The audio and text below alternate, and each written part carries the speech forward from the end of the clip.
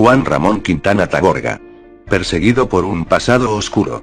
El ministro de la Presidencia, de 55 años, sumó a las acusaciones de contrabandista y corrupción, la de ordenar el asesinato de un senador, coordinar la masacre en Porvenir, el sangriento caso Rosza, y por último la vinculación con Gabriela Zapata. Juan Ramón Quintana nació el 3 de diciembre de 1960, en Aiquile, Cochabamba.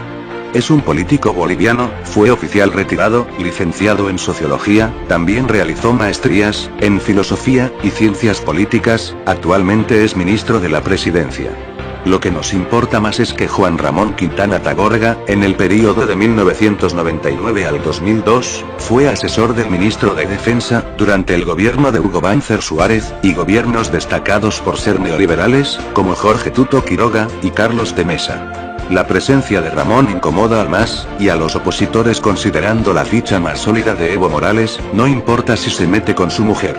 El exministro de Hidrocarburos, de Evo Morales, Andrés Solís Rada, afirma que los enfrentamientos registrados en el 2006 en la mina Huanuni, 16 muertos y 80 heridos, fue el error de haber colocado como ministro de Minería al cooperativista, Walter Villarroel, y no haber esclarecido oportunamente la participación del inescrupuloso, multimillonario judío estadounidense, George Soros, dueño de Bolivia, propietario del megaproyecto, gasífero, Argentina-Brasil. Apex Silver, Open Society, y de la mina de San Cristóbal, Potosí, y de no exigir al ministro de la Presidencia, Juan Ramón Quintana, que explicara de manera pública el financiamiento que recibió, antes de integrar el gabinete, de la Open Society, dueño el judío George Soros, para su red de seguridad y defensa de América Latina, Resdal.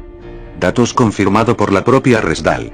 El ministro de Gobierno, Carlos Romero, desde más de 10 años, trabajó en las ONGs, como sirviente de estas. En la última ONG que trabajó era de propiedad del judío multimillonario George Soros, y vinculado a grupos plutócratas del país. Sus antecedentes, sus vinculaciones mafiosas, y otros pormenores, que nos reservamos para más adelante.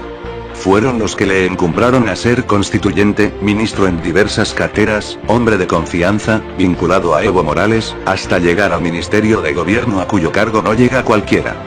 De modo que sin lugar a equívoco, podemos afirmar que es la cabeza de lo que él mismo ha venido en llamar, red de extorsionadores, donde el primer extorsionador es Evo Morales, luego Juan Ramón Quintana y Carlos Romero, y que por medio de sus serviles como Fernando Rivera, Denis Rodas y otros maleantes serviles fiscales como Isabelino Gómez, y jueces como Roberto Achá, pensaban sacarle una partecita de lo que tiene ocultado al judío Jacobo Streicher y su socia colombiana.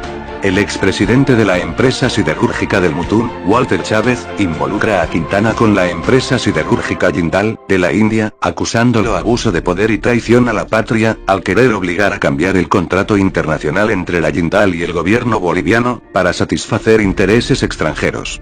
Quintana acusa de corrupción a Walter Chávez, removiéndolo de cargo. Al día siguiente renuncia al vocero oficial, Alex Contreras, hombre de confianza de Evo Morales.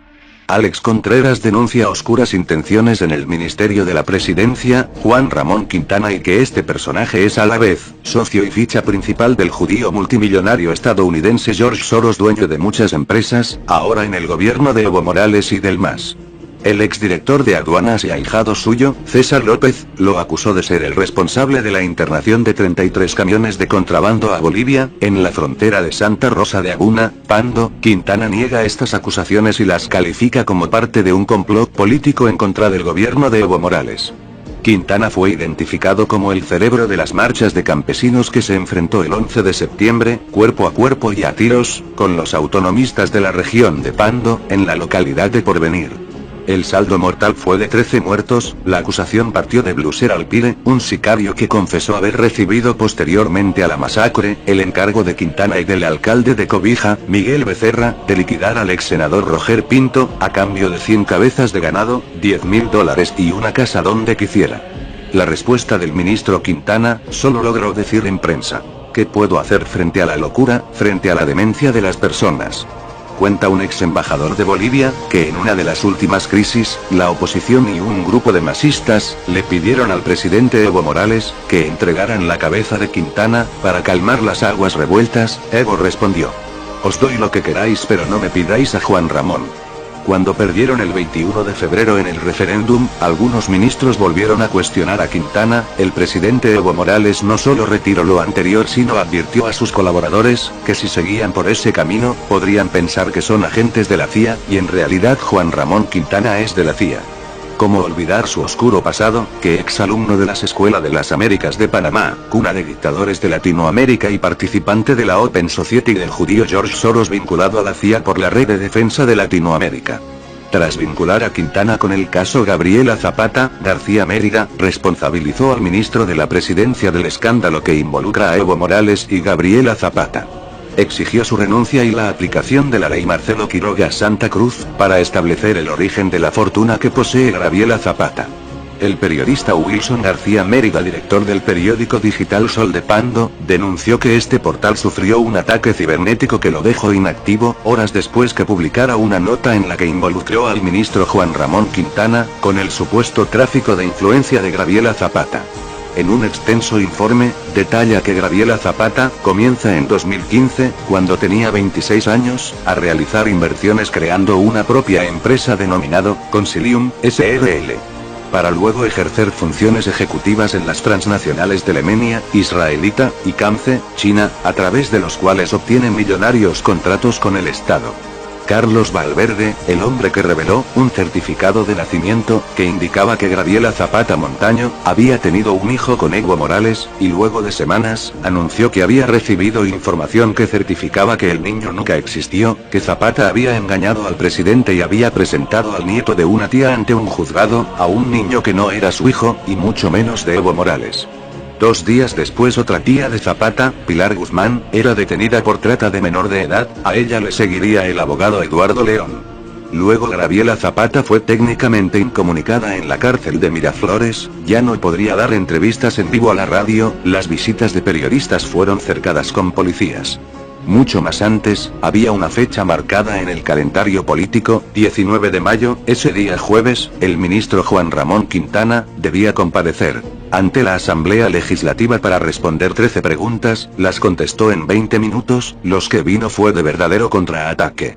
En más de 13 horas, Quintana, ministro de la Presidencia, hombre fuerte de Evo Morales, cargó contra políticos, medios de comunicación y diplomáticos para poner en escena lo que él cree que es una estrategia de golpe blando, un intento de debilitar a Evo Morales.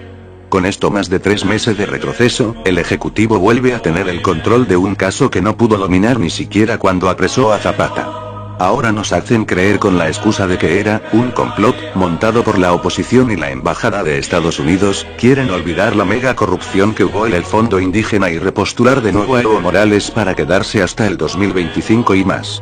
No olvidemos quién mandó a Carlos Valverde a informar sobre el hijo que tuvo Gabriela Zapata con Evo Morales, son infiltrados del mismo gobierno quien les delató. No caigan en estos engaños que está premeditado para ir a la segunda vuelta de un fraude electoral que nos avecina. Somos Anonymous, somos Legión, estamos en todas partes, en las calles, en los autobuses, encuentras en tu casa, somos el 99% de la población que se levanta contra la tiranía del 1%.